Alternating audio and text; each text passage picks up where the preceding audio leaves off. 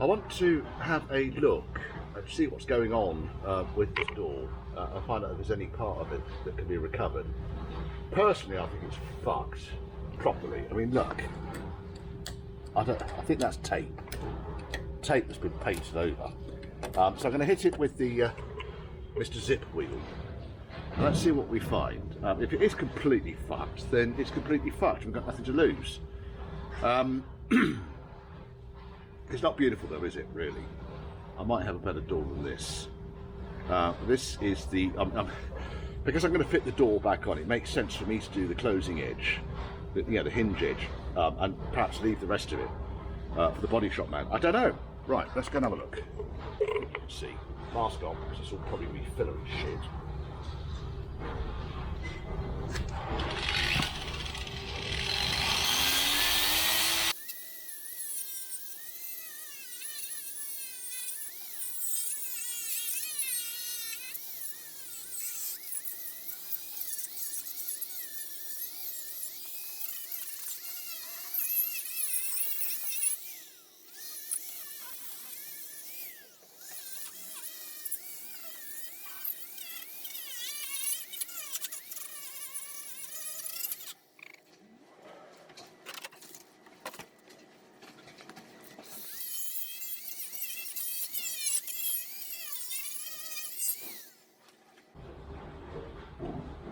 What a fucking pile of shit.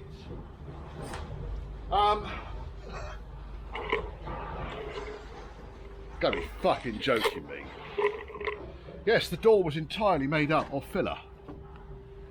So the entire outer shell that goes up behind the lip here on the skin has completely been made up of filler.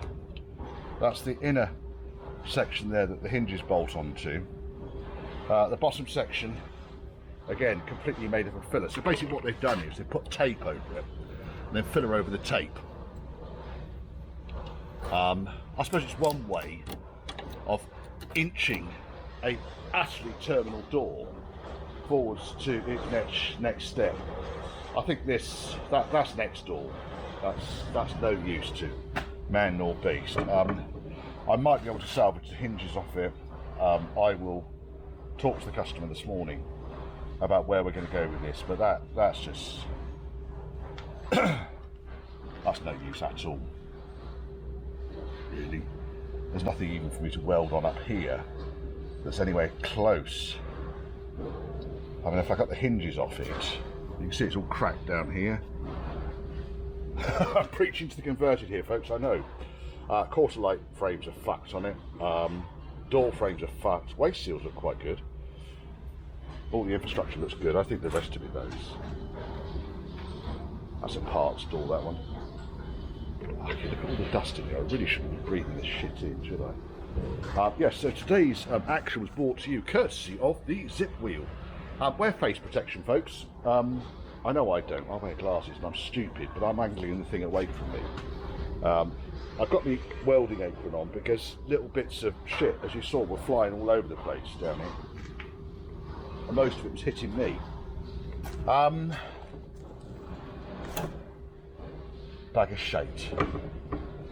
Yeah, I think that's a fucking next door there. I need to dig out other doors and see what the customer wants to do. I suspect I'm going to find exactly the same thing with the passenger door. In fact, the passenger door could be even worse. I don't think there's anything at all behind that hinge and the skin. I think that is utterly fucked. I mean, we're not building a concourse car here, we just want to make something that's usable. Now, as far as passenger doors are concerned, I've got a glut of those, as you well know, which are certainly, I'm going to say, and I hate using more than 100%, but I'm going to say 200% better than this fucking thing. Yeah, this has got hardboard panels on the inside of it as well. It is what it is. Probably need to move that oil as well at some point. I've dumped that into the oil waste container. That's not good though, is it, really? I'll get the other one out. I'm not holding out good hopes on this. I don't know what this shit is up here. If that's weld, that's outstanding. I don't know how they didn't melt the skin. It looks like, yes, it looks like this is actually 2 doors welded together. It does look like that's all filler. There's a cut down there and there's a cut down here, and this is actually a completely separate piece of door. Nice bit of hardboard too. There you go, it is. 2 completely separate doors. Nice, that. Quality. You really can't ignore the structural properties of masking tape. I just don't know. Yes. It looks like what they've basically done here is they've kept the top hinge, which was attached to the frame, and they put this cover over the top of it. And then where this has rotted out, somewhere down here I reckon, they've put a different bottom hinge on, but it's not attached to the same. I don't even know how this thing doesn't fold in half when it opens and closes. And all down at the bottom here. Yeah, that was all just masking tape with filler over the top of it. Impressive, but that's really ultimately. I'll talk to the customer when he gets here. Okay, long and short, after a conversation with the customer, passenger door, I'm going to use this one and not the one that I showed you me just destroy. We just decided this is shit. So I'm going to do this one for the customer, which is good. Driver's door, the only good driver's door I've got is really saving for my car, for my own personal 2-door. And he's trying to pry out my hands, and I'm tempted, but I'm going to give this one a go first of all. So I'm going to strip this door down. This is the driver's door off the Lincoln Green car. I'm going to strip this one down and see where it goes. And I've got a feeling that with a degree of work, it might be recoverable. We'll see. It's got to be rot free though. It's got to be rot free. Right, been stripping these doors down. So this is the driver's door that may be possible to reuse. I'm going to say may. The reason being is I've done these edges before. However, we've got a problem because the skin's still attached to this one. I've chopped out this piece at the bottom here as an exploratory to see how easy that's going to be to repair, but I don't think there's actually too much of a problem down there. Similarly with that bit there. Nice big bit of tape. The only other bit of rot, there's 2 bits of rot on it that I kind of hadn't foreseen. Oh, one is there. That's on the catch edge. Again, relatively straightforward to fix, but it's tidying all the rust up on the inside of the door. And the second bit is here. So this is basically where the quarter light upright comes down, and it's rotted through the inside section of the frame, about here. That's all rotted out on the inner frame.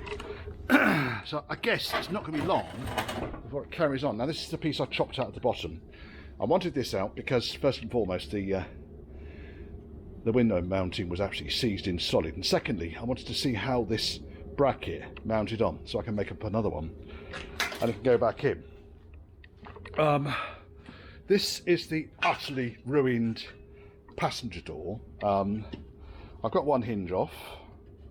As you can see, it's falling apart. I cut this rib out here because I wanted to get the glass channel reinforcement strip out, and then with all the plywood out of the way, it's down there somewhere. Look, a bit of newspaper, a bit of papier-mâché, I reckon. Nice, it's all newspaper painted over the top. Fucking beautiful, eh? Fucking beautiful. Right, so the objective with this door is to strip the whole thing right down completely. There's nothing left on it. I'm going to see if I can get the skin off it, because the skin's actually in reasonable order. And I may reuse the skin on another door, or may actually do something else. I don't know yet. I've got a budget to do these doors too, and at the moment I'm going to see if I can achieve that budget.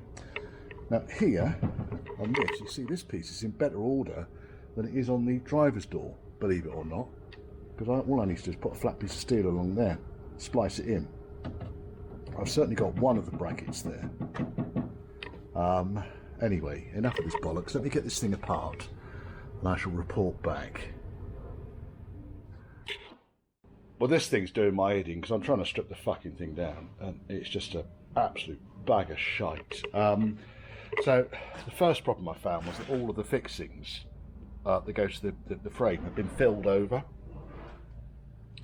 The second thing I found is the whole frame itself is actually just split. And I think maybe this door, it might have been stored in the sea. You never know. Anyway, so I'm just going to get the useful bits out of it and the rest of it's going in the tip. It's just not worth persevering with. And all that big load of pigeon snot up the top edge there.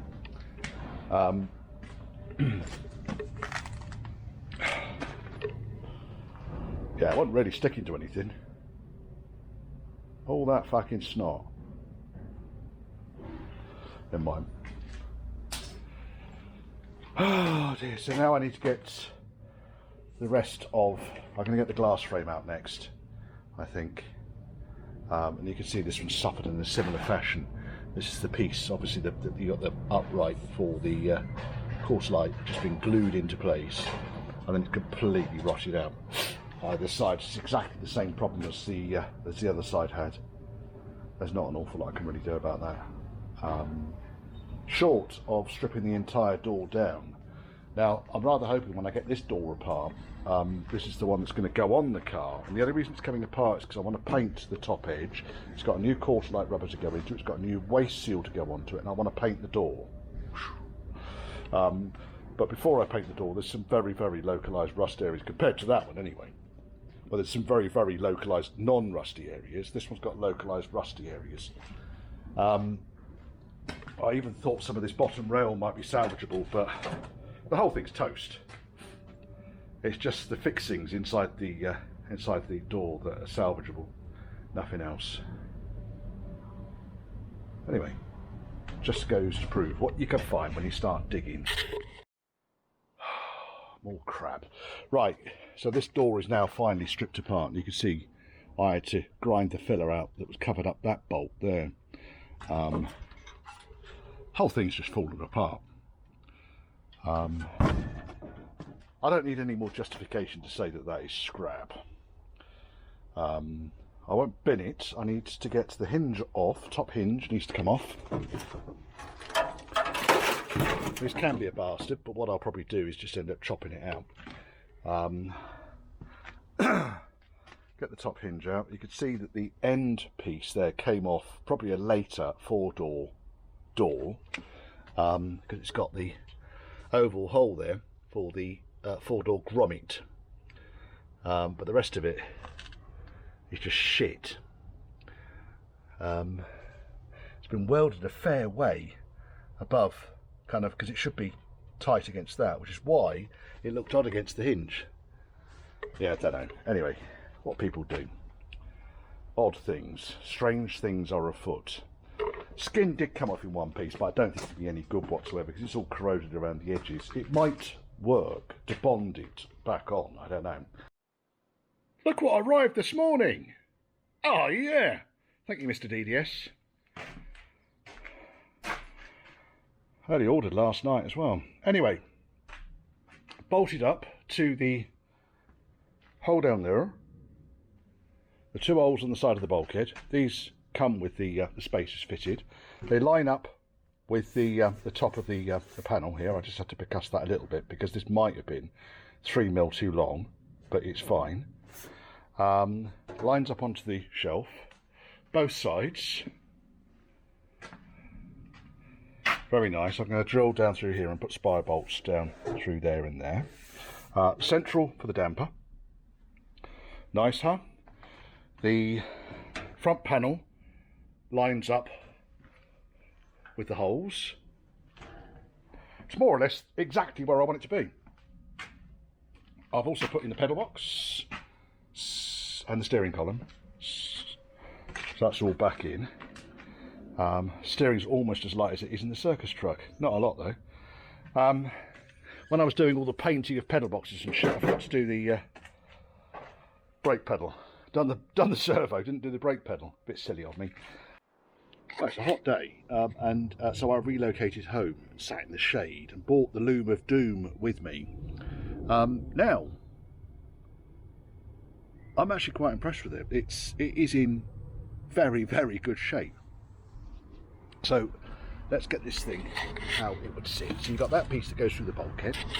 You've got this piece that goes along the bulkhead, and then you've got various bits that come off it and go to various other locations. This chunk here, that goes off to the rear of the car. This chunk here, that I believe goes to all of the instruments on the back of the on the centre console.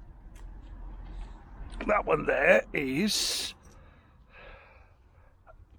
to do with something. I don't know what that one is actually. I'll think about that in a second. Oh, it's heated rear window. There we are. Heated rear window relay on the back there. That goes off to heated rear window. And on here, all of this is intact. Happy enough with that. That's all okay. The blue and yellow one, what's that? I think that might be fog light. Might be fog light. Check on that. Anyway, we're not too worried about that. The further across the loom that we move towards the instrument console, actually the better it gets. So there's a few anomalies. There's a nice brown wire there, which has got some red tape of doom over the top of it, and I'm pretty sure that when all that comes off, which it's going to, yeah, it's just been snipped. Why it's been snipped, I have no idea. Where does it go to? I'll tell you where it goes to. It goes directly to the main console. That particular brown wire goes up to where all of the brain is not fucking working today, Richard, is it? Not working at all. To where the hazard warning lights are, because that's the connector for the hazard warning plunger.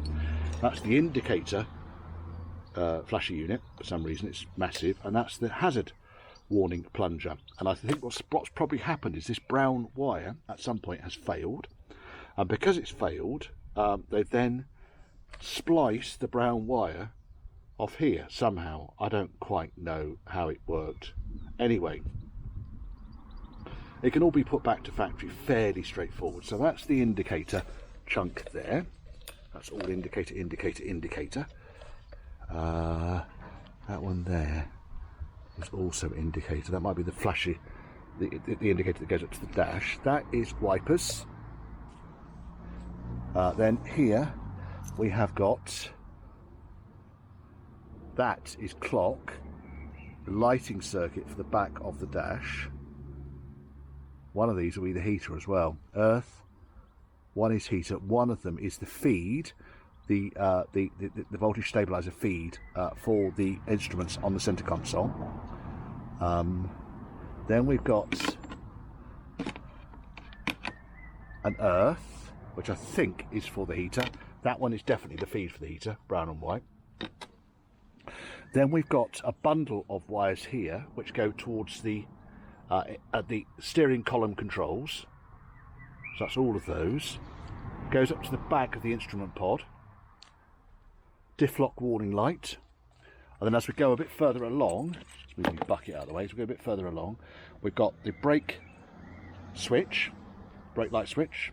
We've got the interior light wire which has been chopped off. We've got the rear wash wipe, the bidet, goes onto the switch on the dash. We have got, not quite sure what that one is actually.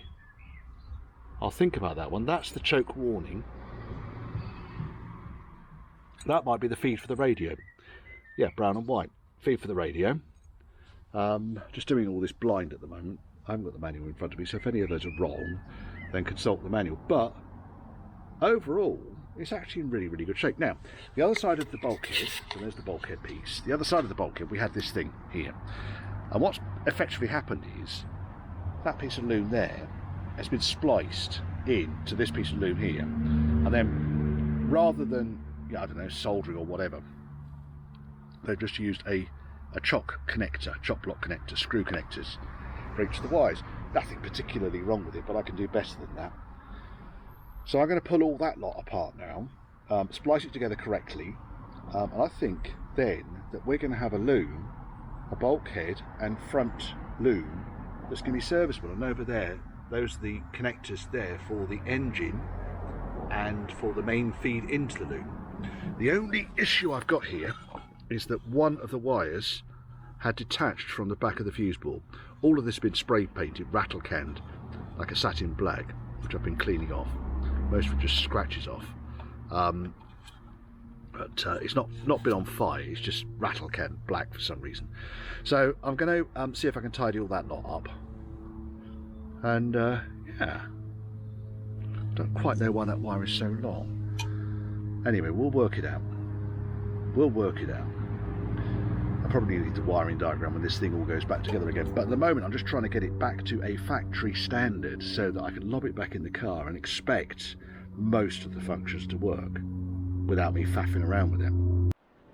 There it is, all the loom is back together. No more bloody great big chock blocks in there. I've used the butt connectors, the crimp butt connectors, and I've repaired the loom down here where each of the wires have burnt through. So chopped it where it burnt through and butt connected it back together again. These two wires, these are for the screen wash and the rear wash, and then routed the loom across the inside of the bulkhead, so that's all fixed in place now. I still need to do is turn on the light. I'll be able to see a bit more then. The weather's most inclement. Fucking nearly July. Shit weather in this country. Right, so I've routed the loom across, so I've got it all the way across over here. Obviously this lot is the next real bit as far as the loom's concerned. I've had to order up some more splices because I've run out. So, well, yes.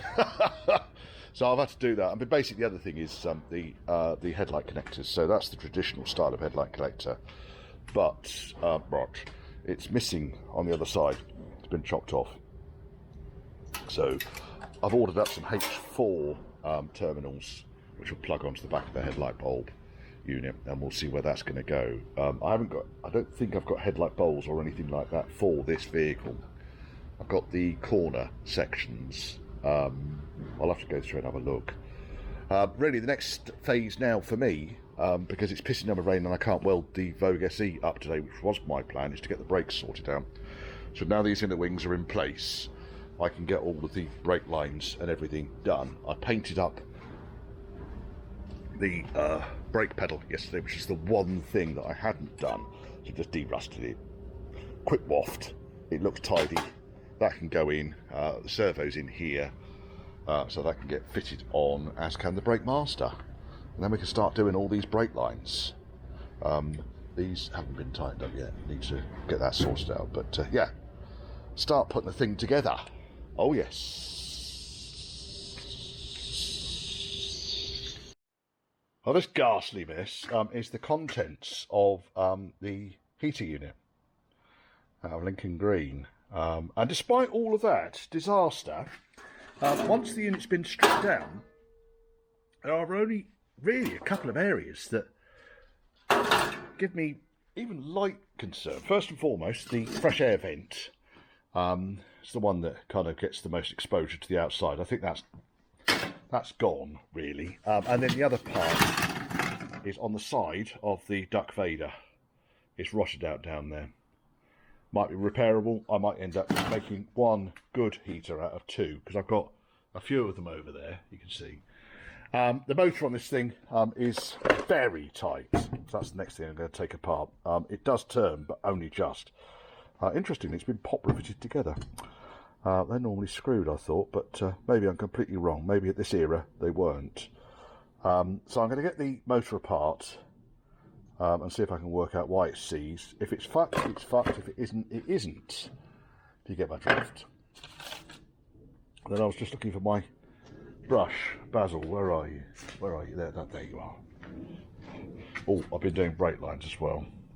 So brake lines to the near side and up around the bulkhead, all looking very tidy. Happy with that. Need to do the other side still. Wanted to do something different today, so that's why I kind of got into the heater. Yeah, try not to breathe this shit in. So God knows what's in here. It's probably all sorts of mouse shit and everything. this lot's all going to go outside. I don't know what it is, it's disgusting. It doesn't smell particularly bad, nor does it taste particularly awful. I'm joking. Yes, tidying up, folks, tidying up. Our next step now is to really get this thing sorted out. I'm going to whiz the crap off this side, really around. Basically, they never really rot above this level here, although I can see on this one, it's rotten up there. Just going to see if this is salvageable. It should be, because the majority of it is there. Whiz the crap off it. And then we've got a series of patches, some pop riveted, some snotted on. It's not really a huge issue, that, because what I'll basically do is I'll cut around where the patches are and I shall seam weld steel in. Tidy up the hole where the overdrive lever goes through, get this thing into one piece and then bolt it into the car, and it can go in them. It doesn't need to come out again. I mean, there are a couple of patches over the top here. It's actually, I've seen worse. At least it's kind of in one piece. So that's what I'm starting with. When you're using these bastard things, by the way, wear protection. I mean, I'll put my leather apron on, my welding apron, which kind of protects the worst of the sparks. Sparks? What are you talking about, Richard? Shards of wire coming at me. I've also put a new one on there because they tend to distribute less around when they're kind of like when they're new and when they start to wear out. When they start to wear out, and you lose the ends of the knots on these things, they fall apart at an alarming rate. And obviously face protection as well. So I'm going to crack on with this, see what on earth is going on here, drill some of these patches out, which is probably where I'll start actually, take some of these lumps off that have been pop riveted into place, and see where we are. Well, that wasn't a lot of fun. These flat areas, they don't normally rot that far back. They normally rot out of the front here, and this has had a big panel put on at the front, along with about 2.5 kilos of filler. I've never yet seen a rot right the way up here though, or around these areas. I think we can do better than this. This thing, it's like a Swiss fucking cheese. Really kind of needs this entire piece here, right the way up to the front, replacing on this side, a whole piece. So, I mean, ideally I'd have another tunnel and I would splice it together, because these are complex, reasonably complex pressings, and it needs to be accurate because the seat box bolts on up here, and on this side, kind of from about here forwards, really kind of needs replacing from one side to the other. Now all of this shit up here, this is all filler, and this is the problem that I'm facing, that it's rusty steel that's had like a skip of filler put over the top of it, and it's rotted out underneath.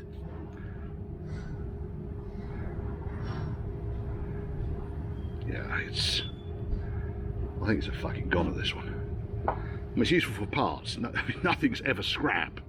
What I probably need to do is to look at the other transmission covers that I've got and see if there's one that will be suitable. Because if I can cut these sections out of another one, I've not even been over on this side with the zip wheel yet, but you can pretty much guarantee you got a hole there. You see, it's going to be, well, there's filler up here, so chances are it's going to be full of it. There's filler there. Yeah, we're going to get the other ones out, see what they look like before I make any more mess.